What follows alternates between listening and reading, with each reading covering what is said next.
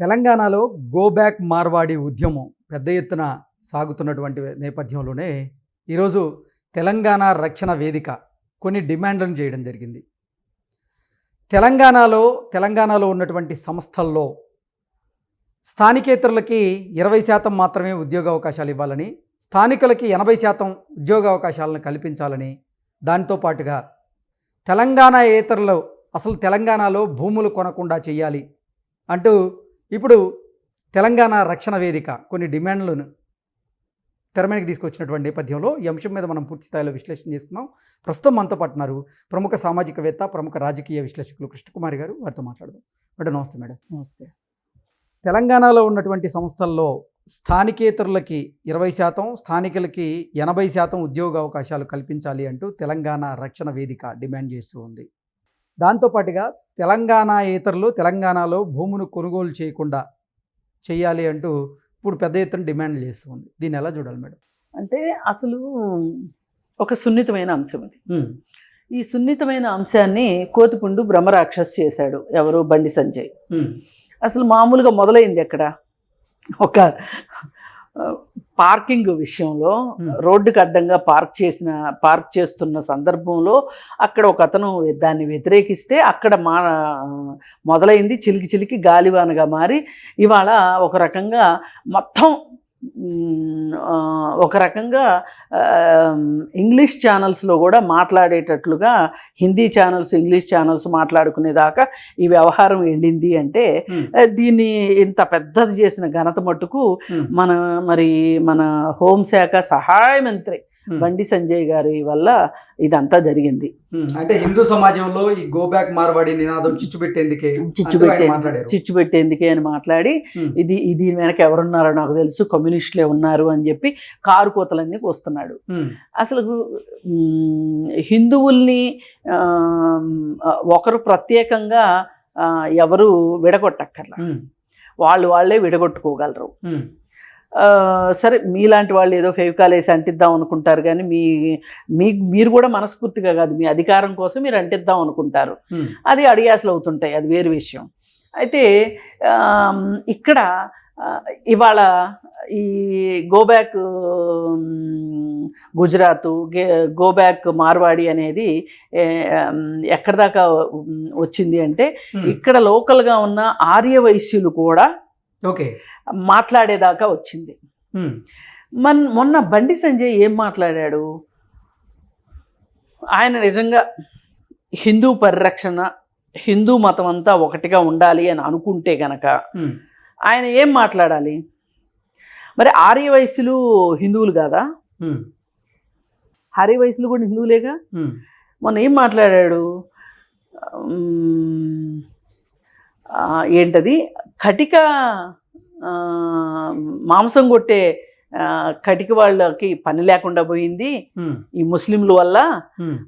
రజక వృత్తి చేసుకునే వాళ్ళకి వాళ్ళ పనిని లాగేసుకున్నారు ముస్లిమ్స్ అని మాట్లాడాడు.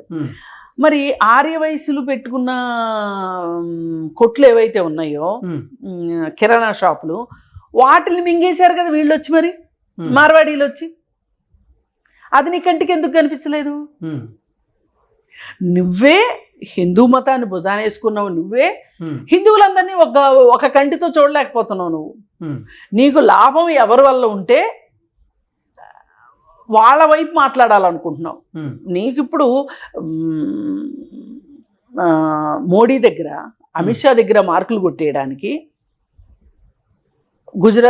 గోబ్యాక్ గుజరాత్ అన్నదాన్ని నేను అణిచేశాను చూడండి హైదరాబాద్లో అని చెప్పుకోవడానికి, గోబ్యాక్ మార్వాడి అనేదాన్ని మీ ప్రయోజనాల కోసమే కదా నేను నా లోకల్గా ఆర్య వయసుల్ని కూడా నేను పక్కన పెట్టాను అని వాళ్ళ ముందు డబ్బాలు కొట్టుకుంటానికి అసలు మనోడు ఎక్కడికి వచ్చాడంటే అక్కడ అల్లకల్లోలం జరగాల్సిందే.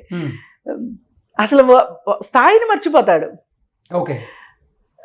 రోహింగ్యాలు ఉన్నారు అని మాట్లాడతాడు. ఇవాళ టాపిక్ మొత్తం ఏమైపోయిందంటే అటు తిరిగి ఇటు తిరిగి బండి సంజయ్ దగ్గరికే వచ్చి ఆగుతుంది.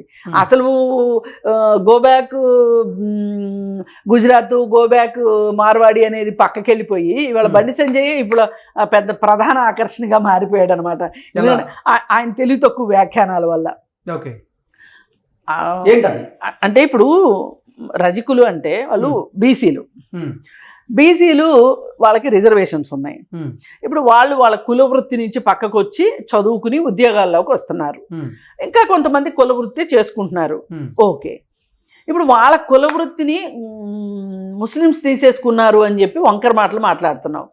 ఇప్పుడు ఆర్యకటికలు ఉన్నారు, వాళ్ళు ఎస్సీ సామాజిక వర్గాల్లో ఒక కులం, అది వాళ్ళు రిజర్వేషన్స్ వల్ల ఎంతో కొంత అభివృద్ధి చెంది ఉద్యోగాల్లోకో లేకపోతే ఏదో చిన్న చితగా పనులు చేసుకుంటున్నారు.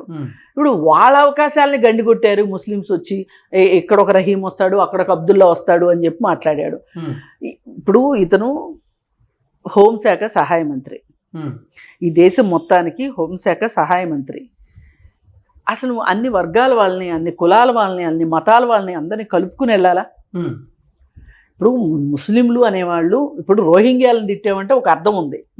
వాళ్ళు ఏదో వేరే దేశం నుంచి దొంగతనంగా లోపలికి వచ్చి చొరబడ్డారు కాబట్టి చొరబాటుదారుల కింద వాళ్ళని గుర్తించి వాళ్ళని ఎప్పటికైనా పంపించేయాలి అని అనడంలో తప్పు లేదు.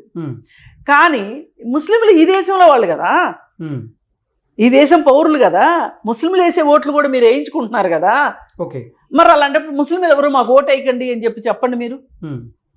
ఇప్పుడు ముస్లింలు వృత్తుల్లాగేసుకున్నారు అని ముస్లింల మీద పడి ఏడవకపోతే, ఇప్పుడు ఆ రెండు వృత్తులు ఒక రకంగా కటిక వృత్తి చేసేవాళ్ళు కానీ లేదా బట్టలు ఉతికేవాళ్ళు కానీ ఏ మాత్రం అవకాశం ఉన్నా ఆ వృత్తిలో ఉండాలనుకోరు.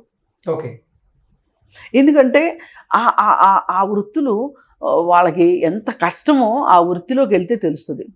ఎక్కడో దాకెందుకు, ఇప్పుడు మరి సులభ కాంప్లెక్స్ల దగ్గర పోటీ పడరు ఎందుకు? వీళ్ళు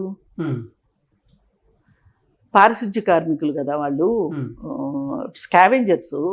స్కావెంజర్స్ దగ్గర పోటీ పడరు ఏంటి వీళ్ళు? అక్కడ కూడా పోటీ పడవచ్చు కదా. అక్కడ పోటీ పడం, ఎందుకంటే అది గౌరవనీయమైన వృత్తి కాదు కాబట్టి. ఇప్పుడు కటికది కూడా గౌరవనీయమైన వృత్తి ఏం కాదు మామూలు అందరి దృష్టిలో. వరే కటి కూడా అని తిడతారు ఎవరన్నా తిట్టాలంటే, నీదెంత కఠిన మనస్తత్వరా, నీదెంత కటిక బుద్ధులురా నీ అని తిడతారు. అంటే కటిక బుద్ధులు అంటే ఏంటి? మాంసాన్ని కడకడకడ నరుకుతారు కాబట్టి అలా మాట్లాడతారు. మరి నువ్వు ఆ వృత్తుల్లోకి ముస్లిమ్స్ వచ్చేసారని ఏడుస్తావు నువ్వు. అసలు సంగతి అంతా పక్కన పెట్టి ఇక మీ నోట్లో నుంచి ఒక మాట వస్తుందా? స్థానికులైన వాళ్ళ లేకపోతే స్థానికేతరుల ఎవరైనా సరే ఒక వ్యక్తి తనకున్న బలాన్ని చూపించి, తనకున్న అధికారాన్ని చూపించి, తన దగ్గర ఉన్న డబ్బుల్ని చూపించి ఒక మనిషిని కొట్టేదాకా వచ్చాడు అంటే అతన్ని క్షమించాలా? ఆ మార్వాడి మనస్తత్వాన్ని నువ్వు ఎందుకు ప్రశ్నించట్లేదు? అసలు వాళ్ళ గురించి ఎందుకు అనట్లేదు నువ్వు? అసలు ఆ మార్వాడి అతను కొట్టింది తప్పు అనే మాట నీ నోట్లోంచి రాదేంటి? నీ నోట్లోంచే కాదు, బీజేపీ వాళ్ళు ఎవరి నోట్లోంచి రావట్లేదు, మాధవీలత నోట్లోంచి రాలేదు. మాధవీలత కూడా అసలు అలా కొట్టడం తప్పు అనే మాట అనలేదు. మరి ఈ విధంగా చూసుకుంటే ఇవాళ ఈ వేదిక కావాల్సి వచ్చింది. ఈ వేదిక ఈరోజు ఇవాళ చెప్పటం కాదు, ఎప్పటి నుంచినో ఏమంటున్నారు అంటే స్థానికులకి ఉద్యోగాలు ఇవ్వమని అడుగుతున్నారు. వీళ్ళు ఉద్యోగాలు ఇవ్వట్ల స్థానికులకి. వీళ్ళు ఏం చేస్తారంటే నమ్మకస్తులనో లేకపోతే భాష వస్తుందనో లేకపోతే ఇంకోటో కారణంతో సెలవులు ఎక్కువ పెట్టకుండా ఉంటారు, లోకల్ వాళ్ళు కాకపోతే అనో ఏవో రకరకాల కారణాలతోటి అక్కడి నుంచి పేదవాళ్ళని తీసుకొచ్చుకుంటున్నారు. వాళ్ళే ఇక్కడ ఇప్పుడు కాస్త తెలివి ఉన్నాడు అనుకోండి, పనివాడిగా వచ్చినా కానీ వాడు ఒక చిన్న షాపు పెట్టుకున్నాడు అనుకోండి, వాళ్ళు ఒకళ్ళకొకళ్ళు అట్లా షాపులు పెట్టేసుకుంటున్నారు. ఇప్పుడు ఏదో వెళ్ళలేని చోటకు కూడా మార్వాడి వాడు వెళ్తాడు అని చెప్పి సామెత అనమాట. వాళ్ళు ఆ విధంగా బిజినెస్ చేస్తున్నారు. కొన్ని బిజినెస్ క్వాలిటీస్ ఉన్నాయి, ఎవరు కాదనట్లా. కానీ ఆ క్వాలిటీస్ వెనకమాల, డబ్బు సంపాదించడం వెనకమాల ఒక అహంకారపూరితమైన మనస్తత్వం డెవలప్ అవుతుంది తప్పితే నేను ఈ ప్రజల నుంచి నేను ఈ డబ్బులు తీసుకుంటున్నాను, ఈ ప్రజలకు ఇక్కడ నేను లోకల్గా సేవ చేయాలని కానీ, అదేమంటే నేను గోవులను రక్షిస్తాను అని మాట్లాడుతున్నాడు. మొన్న ఒక అతను ఇప్పుడు ఈ తెలంగాణ శ్యామో ఏదో ఉన్నది కదా పేరు, అతనుకి ఫోన్ చేసి ఆ బెదిరించే దాని వెనకమాల ఎంతటి పొగరబోత్తనం కనిపించిందంటే బూతులు తిట్టేస్తున్నాడు. అడిగిన దానికి సమాధానం చెప్పట్లే. ఎందుకు మా వాడిని కొట్టారు అన్నదానికి వాడు అసలు సమాధానం చెప్పట్లే. అదేమంటే నువ్వు ఇక్కడికి వచ్చి బిజినెస్ చేసుకుంటున్నావు, బిజినెస్ చేసుకున్నాడు చేసుకోవచ్చు, కానీ లోకల్లోని కొడతావా అంటే నేను బిజినెస్ చేస్తే నేను అది చేస్తున్నా ఇది చేస్తున్నా, నువ్వేం చేస్తున్నావు ఈ ప్రాంతం, బిజినెస్లు చేసి ట్యాక్స్లు కడుతున్నాం, ఈ ప్రాంతానికి మేము ఏం చేస్తున్నాము అని అంటే నేను ఎన్ని వేల గోవులను నేను రక్షిస్తున్నాను పరిరక్షిస్తున్నాను అని చెప్తున్నాడు. అంటే ఇతనికి ఒక గోవులను రక్షించటమే పరిరక్షించటమే వీడికి ధ్యేయంగా కనిపించింది, కానీ ఒక మనిషి యొక్క ఆత్మాభిమానం ఇతనికి కనిపించలే. తక్కువ కులం వాడు అని అదని ఇదని రకరకాలుగా అతను తిట్టారు. అతను ఎవరన్నా బహిరంగంగా అతను చేసిన చర్య గురించి ఒక్కళ్ళన్నా మాట్లాడుతున్నారా? మాట్లాడట్లా. ఇది సమంజసమేనా అసలు? మరి ఇట్లాంటి అసమానతలు వచ్చినప్పుడే ఉద్యమాలు వస్తాయి. ఇలాంటి ఒక మనస్తత్వం ఏదైతే ఉంటుందో, అసలు లోకల్ వాళ్ళని పురుగుల కంటే హీనంగా చూసి వ్యాపారాలు చేసుకోండి, ఎవరైనా చేసుకోవచ్చు. ఈ భారతదేశం మొత్తంలో ఎవరు ఎక్కడికైనా వెళ్ళొచ్చు, చేసుకోవచ్చు, ఎవ్వరు కాదనట్లేదు. మీరు ఇప్పుడు కొత్తగా వచ్చి రాజ్యాంగాలు చెప్పక్కర్లా. అసలు మీకు రాజ్యాంగం అంటే నమ్మకం ఉందా? మీకు లేదు. అంబేద్కర్ ఇప్పుడు వాళ్ళకి అవసరమైనప్పుడేమో అంబేద్కర్ రాజ్యాంగం కావాలంటారు, లేనప్పుడేమో అంబేద్కర్ రాజ్యాంగం వద్దు అని మాట్లాడతారు, ఆ రాజ్యాంగం కరెక్ట్గా లేదు అని మాట్లాడతారు. ఇప్పుడు నోరు తెరిసి అంబేద్కర్ రాజ్యాంగం అని చెప్పి పాటిస్తున్నారు. ఇప్పుడు తెలంగాణ రక్షణ వేదిక మరో డిమాండ్ కూడా చేసింది. తెలంగాణేతరులు ఎవరైతే ఉన్నారో వారు తెలంగాణలో భూములు కొనకుండా నిర్ణయం తీసుకోవాలి అనేటువంటి డిమాండ్ కూడా వినిపిస్తున్నట్లుగా తెలుస్తోంది. దీన్ని ఎలా చూడాలి మేడం? అంటే ఇది ఇవాళ అంత ఏదో అంటారు చూడండి, చావుకేస్తే లంకడానికి వచ్చింది అన్నట్లు ఒక పెద్ద డిమాండ్ తీసుకొస్తే చిన్నయన్ని నెరవేరుతాయి అనే ఉద్దేశంతో అన్నారనిపిస్తుంది తప్పితే ఇవాళ అలా కుదిరే అవకాశం లేదు. అది ఒకప్పుడు ఎప్పుడో పాత రోజుల్లో తెలంగాణలో ఉండేది. తెలంగాణ ఏతరులు తెలంగాణ వాళ్ళ భూములు కొనకూడదు అనేది ఉండేది. అది ఎప్పుడో పాత విషయం. ఇప్పుడు కూడా అటవీ భూముల్ని వాళ్ళు ట్రైబల్స్ దగ్గర నుంచి వేరే వాళ్ళు ట్రైబలేతరులు కొనకూడదు, ఇప్పటికీ ఉండదు.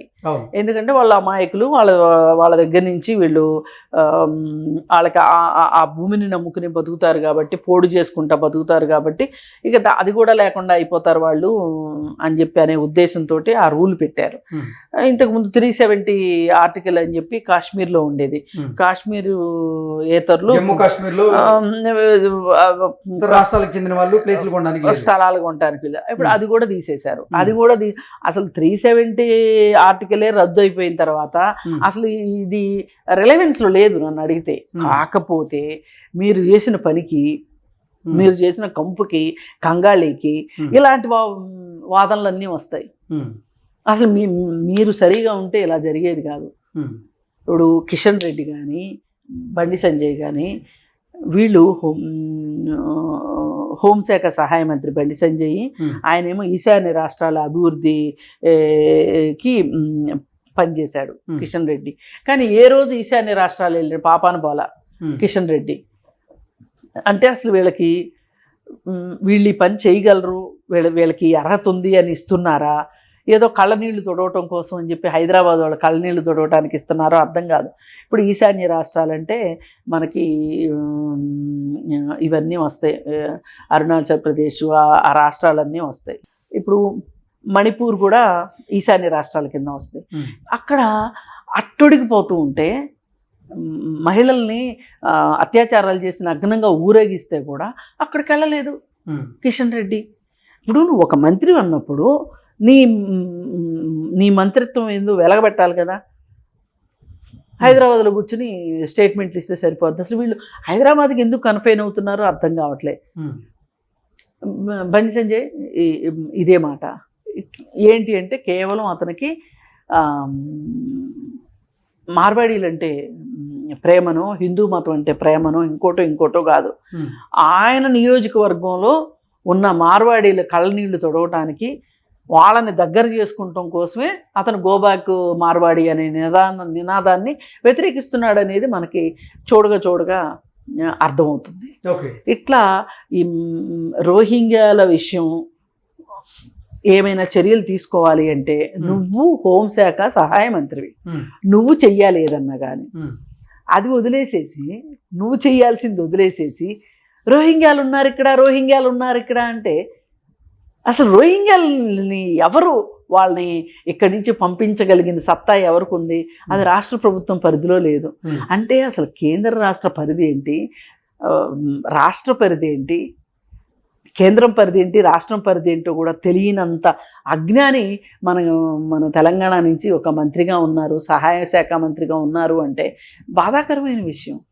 ఎందుకు ఇతను ఇట్లా అనవసరమైన రచ్చ చేసేసి ఏ గొడవన్నా రానివ్వండి, బండి సంజయ్ నోట్లో పడింది అంటే మటుకు అది కంపు కావాల్సిందే. ఆ విధంగా చేసే నైపుణ్యం అతని దగ్గర ఉంది. సరే, అతను ఇప్పుడు తెలంగాణ రక్షణ వేదిక చేస్తున్నటువంటి డిమాండ్లు ఏవైతే ఉన్నాయి వాటిని ఎలా చూడాలంటారు? అంటే ఇప్పుడు స్థానికులకి ఉద్యోగాలు ఇవ్వాలి అని అంటున్నారు. అదేమీ తప్పు కాదు, అది ఆ డిమాండ్ ఇవ్వాలి, ఉద్యోగాలు ఇవ్వాలి. మరీ 80% మంది కాకపోయినా కానీ ఉద్యోగాలు ఇస్తే తప్పు లేదు, ఇవ్వాలి.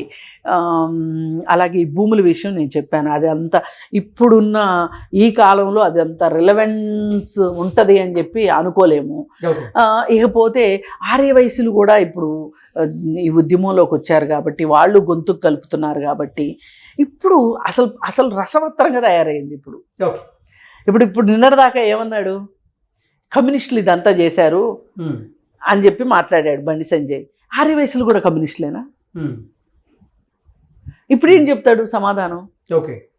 అందుకని ఆయన్ని వరుసగా రోజు విమర్శిస్తుండేసరికి ఇప్పుడు సైబర్ క్రైమ్ వాటి గురించి మాట్లాడటం మొదలెట్టాడు కొత్తగా. ఇంకా వాటిని ఎంత అపహాస్యం చేస్తాడో చూడాలి బండి సంజయ్. ఏది ఏమైనా అడుదిరిగి ఇడిదిరిగి